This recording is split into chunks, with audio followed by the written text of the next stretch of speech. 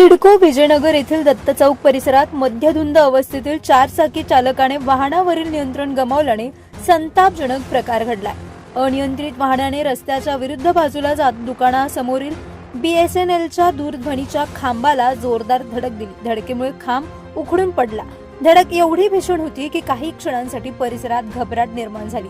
या ठिकाणी BSNLचा खांब नसता तर अनियंत्रित वाहन थेट दुकानात घुसण्याची शक्यता होती, त्यामुळे मोठी जीवितहानी होण्याची शक्यता नाकारता येत नाही। सुदैवाने या घटनेत कोणतीही जीवितहानी झाली नाही। या अपघातात चारचाकी वाहनाचे मोठे नुकसान झाले असून परिसरातील 3 दुचाकींचेही नुकसान झाले आहे।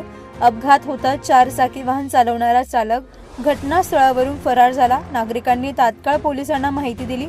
पोलिसांनी घटनास्थळी धाव घेत पाहणी केली असून फरार चालकाचा शोध सुरू केला। 9791 नंबरची स्विफ्ट डिझायर गाडी होती। भरधाव वेगाने आल्यानंतर तिथं पोलला धडकली।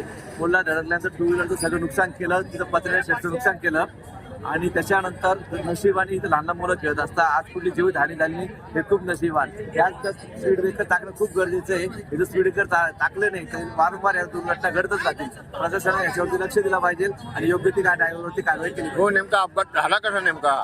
गाडी भरधाव वेगाने येताना ड्रायव्हरचं कंट्रोल सुटलं आणि डायरेक्ट गाडी पोलला येऊन धडकली। पोल गाड्यांवरती पडला, गाड्या आणि टू व्हीलर सगळं लॉक होऊन गेलं। नशिबाने फक्त तिथं लहान मुलं खेळले, गाडी भरधाव येता पाहता ते लहान मुलं पळून गेले। तिथं आज जीवहानी होता वाचलेली।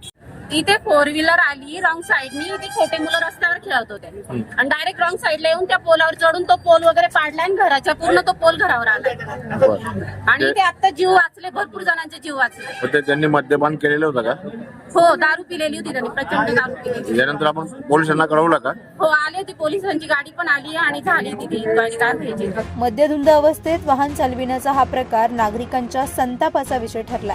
मद्यप्राशन करून भरधाव वाहन चालविणाऱ्या चालकांवर पोलिसांनी कठोर कारवाई करावी अशी मागणी नागरिकांनी केली आहे। प्रतिनिधी राजेंद्र सूर्यवंशी यांच्या रिपोर्टनुसार।